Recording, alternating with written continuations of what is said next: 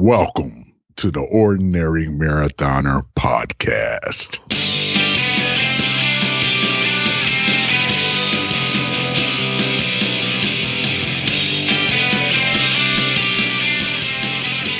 Good morning and welcome to the Ordinary Daily version of the Ordinary Marathoner podcast. My name is Scott. I'll be your host today. It is Tuesday, July 16th. We are now 12 days away from Ironman Lake Placid. Going by really fast. I think, it hit me a little bit yesterday. Stefany said something like, and then I'm going to start packing over the weekend. I'm like, packing? She's like, yeah, for our trip. Like, what? And then today she's like, next Thursday, I think maybe we should just leave when Ellie takes her nap, so that way when it's her nap time, so she'll sleep in the car. I'm like, next Thursday? Like, oh, geez, it's all sounding so close, so real. So it's getting close. It's kind of crazy. I haven't even thought about packing yet, but maybe I should start thinking about it, making sure that I have, the right things that I need. Got to hit Costco and buy one of those big giant things of water because I drink water all week beforehand. That's one thing I've been really bad at the last few months, drinking water. When I kind of had it when I was working, I had it in my routine to just constantly fill up a bottle of water all the time. And now it's like, I don't know, I drink coffee. I think yesterday I jumped on the bike at night and I'm like, geez, am I hydrated? And I'm thinking I had 3 extra large coffees all day. That's all I drank all day. No water. Like, that's not good. That's not good. Usually I was drinking like 100 ounces of water a day, and that's more like it. That's more where it should be. But, I have to start incorporating that, especially in this last stretch. You don't want to be dehydrated going into that last, going into a race like this. So, yeah, it's one of the things I gotta work on and just, start drinking a little bit more water. Actually, now that I think of it, I think I had a bottle of water when I did the podcast yesterday. I have to go back and look at it. Anyway. So what have I been up to yesterday? First real day of tapering. Now I said I'm going to bring, the intensity level down a lot. And really that's what I did. I did do strength training and I did a full, now that I'm like copping to it, right? I did a full upper body strength training workout. I figured that I still, with 13 days, I still had enough time to recuperate from that. I will going forward, be decreasing the intensity, decreasing the weight that I'm using when I do my upper body workouts. Now, let me say this too. We talked last week a little bit about consistency because I had taken 8 days off between my strength training workouts, and I saw really for the first time a decrease in my output in the strength that I was putting out, and it was a little worrisome, but not unbelievable. I mean, I took 8 days off, so you can kind of see where, you would decrease, right? Not being consistent. And, I said that all along. Strength training, the key is consistency and just doing it every 3 or 4 days, just doing it. That's what I've been doing, and it's been showing good results for me. So yesterday I wound up doing a full regular strength training workout, and I got to tell you, my strength is back to where it was and above and beyond, slightly even beyond where I was last week. And guys, real rudimentary measurement, how I measure that is I just write on the board how much I'm bench pressing. And my bench press, the only thing I do is I do 3 sets. I do it at the same weight. And once I can get to 3 sets of 15, I jack up the weight by 10 pounds until I can get 3 sets of 15. And then I jack up the weight by 10 pounds. And yesterday I wound up doing 3 sets of 15 at 175, which in February when I started my lifting, I did 135. I could only get up like 8 or 9 times. So consistency, that's almost every 3rd or 4th day getting in and doing that strength training workout has increased my strength by that much, by 9 reps of 135 to 3 sets of 15 at 175. That's a big jump. And I don't go in the gym every day, guys. I do a 20-minute workout 3 or 4 days a week. So, for what that's worth. It's just consistency and just doing something every, 2 to 3, 4 days, whatever it is. So I do feel good about that. That being said, moving forward here, I need to drop the weight down, until the race. For a couple reasons. I think number one, I think there is a sort of like a potential like upper stiffness sort of factor that plays in when you're really lifting heavy weight. Even though I'm doing 15 reps, that it's a muscle building exercise, and you don't want to be recovering. You don't want your muscles to be recovering from workouts when you're entering an event like an Ironman. You want your muscles to be at peak, right?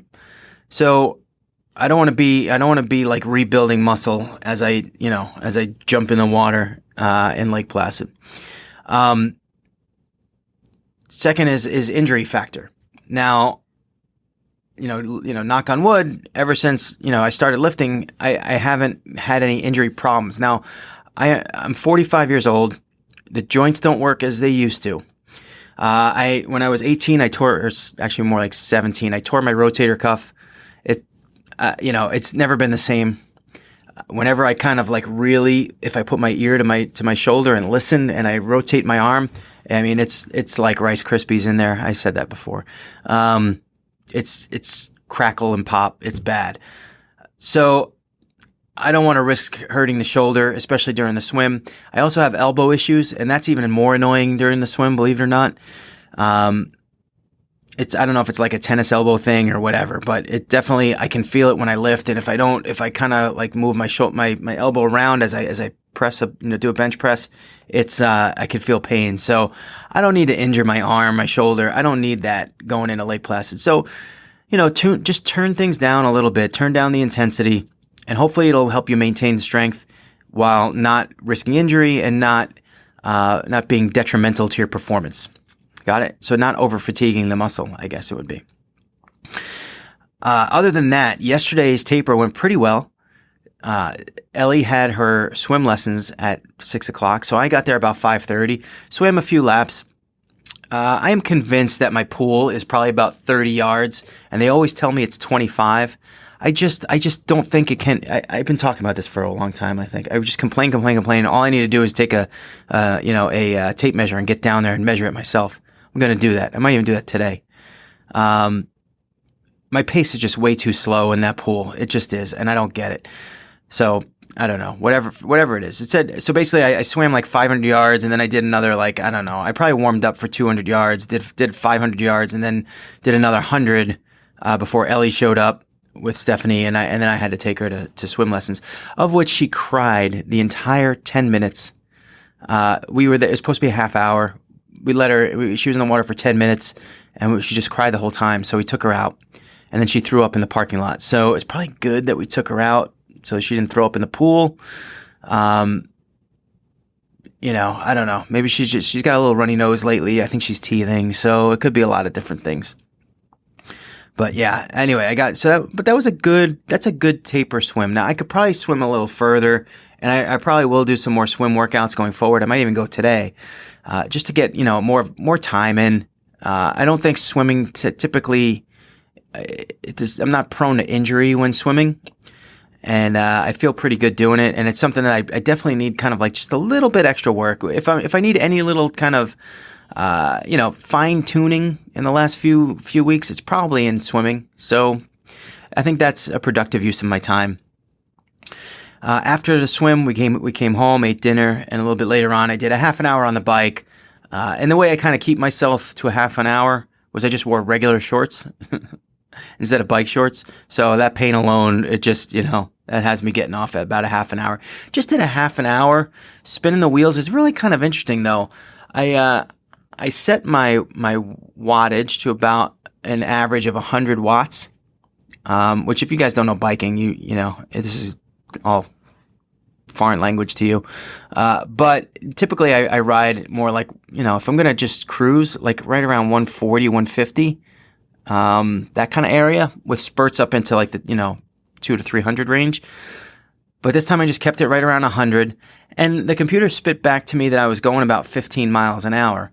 Which, if I'm outdoors, I'm riding 15 miles an hour is, we did our 65-mile ride in like 13 and a half miles per hour on Sunday, and just kind of keeping it easy. And that, so it makes me wonder if I should be pulling back that wattage on my Zwift rides in the future. I don't know. Kind of just a thought. Like, am I putting out too much watts is that causing me too much stress and muscle fatigue over the course of a long ride? Because, I tend to kind of get off the Zwift machine around 2 hours. I kind of cap out.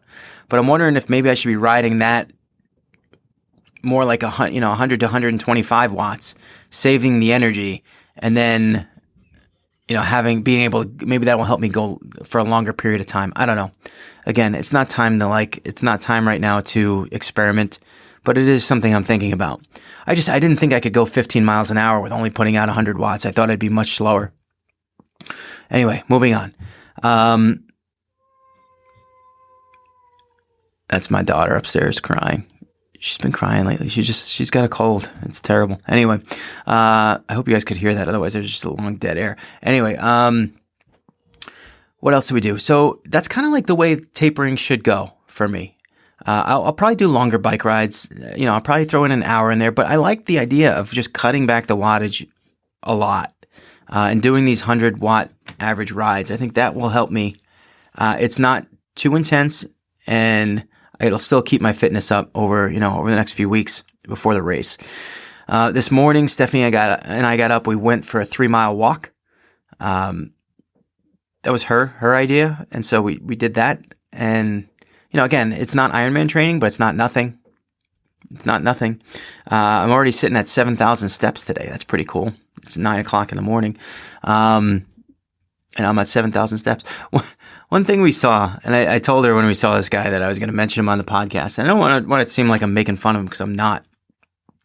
We're walking back on the path, and there's a guy, kind of older Asian guy. He's running at us, and he's jogging. And the dude is wearing like slacks, like dress pants with a belt, and a short sleeve button down work shirt. I don't know, maybe he was running away from, maybe he was like running away from the big meeting. He got nervous and he just ran out. But my inclination was to think that he was actually, like, that was his running thing. I mean, I would guess he's probably like 60, 70 years old. I don't know. He was older. He's probably closer to 70. And I'm like, what is this guy doing? What is this guy? And on the one hand, it's like you want to, it's like, what are you doing why do you have a belt on when you're running? Why do you have a button-down shirt with a collar? Like, don't you know they make other stuff? Like, and it's not that expensive just to, like, wear the right looking clothes, you don't have to. I said to her, did you even look to see if he's wearing sneakers? And we didn't. I don't know if he's wearing sneakers. He could have been wearing shoes for all. That would have probably been a giveaway that he was either running to a meeting that he was late for, or running away from one that he was scared of. One or the other. Maybe he was running away from people that were after him. I don't know. But it did look like he had a nice little pace going, and it looked like he was working out. Is that a thing though? I sometimes I'm like, I don't know. I shouldn't judge. I don't want to judge, but it's like, what do why do you know that there's like workout clothes that you can get? I don't know. And then on the other hand, I'm thinking, this dude's great. I mean, he just, he's like, you know what? I'm going to go for a run. Well, you're wearing slacks and a butt. Yeah, but I feel like I'm just going to go for a run. And he goes, I could never do that. I'd be like, sometimes I'm wearing like, khaki shorts or something, and I'm like, oh, I got to go work out. Even if I have to lift, right? So if I have to lift, you'd think like khaki shorts is not a big deal. It's not like I'm doing like crazy workout. I need to be in, running or whatever. I just need to, I need to be able to walk around and sit on a bench or stand up or do it. I don't need to be flexible. It's not like yoga where I need like yoga pants or something, or something like that. This guy just runs out of the house with slacks and a button down. I mean, I don't know whether to laugh at him or call him my hero. It's strange and phenomenal. But yeah, we saw this guy. I don't know. It is what it is. But it's like one of those things. You just have to give it to him for getting out and doing something. But you have to wonder, why? Like, just why? I don't know. That being said, I think I think we're done for this morning. I don't have much on tap. But like I said, we did go for the walk this morning. Probably do some yoga when this is done, while my video is uploading, and then tonight, I mean, I could do a run. I don't know that I will. I think I'm probably more in line for an hour bike. Just again, low and slow, low wattage, slow pace, and don't kill yourself kind of thing. The pool, I don't know. And that's one of the funny thing is I come here on the podcast every morning. I feel like this is what I do, is I kind of plan my day now. One of my detriments to my training the last, I would say 2 months, is I've gone off schedule. And I've too many days I come here and I'm ready to talk to you guys and I don't know what I'm going to do for my workout that day. And I think that's one of the reasons why I'm questioning myself and my readiness is like I had a plan all off season and that plan pretty much revolved around improving my bike, which did happen. And then once I got through that plan, I never really made another one. I had general ideas. I did get some work done. I did improve in areas. I feel like I lapsed in others. But I never had a plan. And I think, part of what I'm finding with studying to be a coach and all that stuff, I'm like, why didn't I have a plan? I don't have anything written down, how much I ran, how much I stopped doing that. I used to have spreadsheets. I think I even did a video on my spreadsheet once that I kept for a long period of time and then I just gave up on. I had calendars. I had all this stuff. And I just dropped the plan about 2 months ago. And I really wish I wouldn't have done that. I wish I would have had more of a plan. Because what happens is I come here, I talk to you guys, and then I finish up the podcast and go, oh, gee, what am I going to do today? Too many times. I needed a better plan. So maybe that's another thing I should do today. Sit down at least and look at the next 12 days and make a plan. I think that's a good idea. Anyway. Let me go make a plan. Remember, every day is an ordinary day unless you make it extraordinary. So get after it today, guys.